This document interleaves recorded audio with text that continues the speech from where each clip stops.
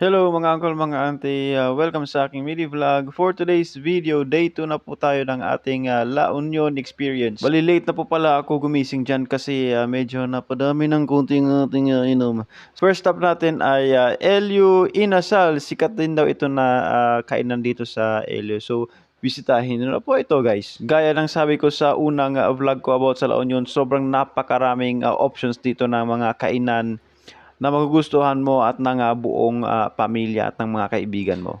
Must try din to talaga kasi sobrang napakasarap ng manok nila, napaka-tender, napaka-juicy, napaka-flavorful po ng chicken nila. Don't worry guys, meron po akong ginawang separate vlog neto na mukbang lang ng LU Ainasal. Watch out na lang po sa aking vlog about this. So ayan na nga, sa 280 pesos meron ka ng pitso, may rice, and may soup. Pag nagdagdag ka lang ng 30 pesos, may only rice at only soup na po. At ayan na nga po, pagkatapos kong kumain, nag-crave ako ng iced coffee kasi mainit ang panahon. Ang sarap-sarap maghigop ng iced coffee lalo na pag naglalakad ka. Kung makikita nyo sa menu nila, sobrang affordable lang, nasa 125 pesos yung pinakamalaki na size yan na iced coffee. Alam nyo guys, sa totoo lang, ito yung pangarap na business ko na coffee shop tapos nag-serve kayo ng mga snacks. Actually, dati na ako merong tapsilogan pero kasi gawa nung pandemic, kailangan ko siyang isarado. Tsaka mahirap magkaroon ng business na ipapahawak mo sa ibang tao. Kailangan pag nag-business ka, ikaw talaga yung mismong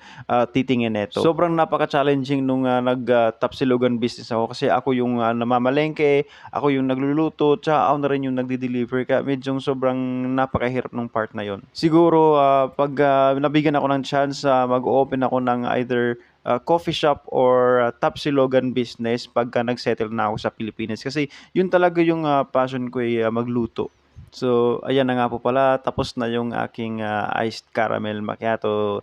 Tikman natin! Grabe, sobrang sarap niya sa murang halaga. Napaka-refreshing ng inumin na to, ice coffee. Ayan na nga po, medyo overreacting na yung aking reaction. Abot tenga na yung ngiti ko dyan. So ayan nga po pala si kuya na gumawa ng kape namin. Salamat kuya!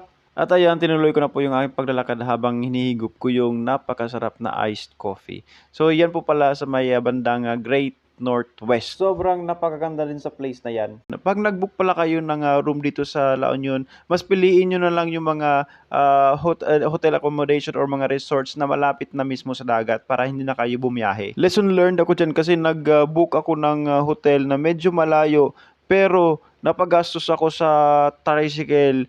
Yung bayad sa tricycle is 50 tapos nagbabago pa yan depende sa driver lalo pag nakapila sila. Lalo pag kagabi aabot ng 150 yan kahit na malapit lang naman. So mas marerecommend ko na again kumuha kayo ng hotel rooms na malapit na mismo sa dagat. Ayan na nga po, tingnan nyo naman kung gaano kaganda yung dagat sa La Union, gaano kaaliwalas, kung gaano kaganda yung paligid, ang daming tao, ang daming tao. It reminds me of Boracay. Yan na nga po pala sa may parting taas ng Great Northwest, merong mga restaurants dyan, at mga bars, mga souvenir shops, at mga upuan na pwedeng pagtambayan. Bago pala kayo mag-ikot-ikot, huwag niyong kalimutan na maglagay ng sunscreen na lotion at saka mag-shades kayo or mag-sombrero kayo para protection nyo na rin. Kasi nga sa sobrang init talaga ng panahon.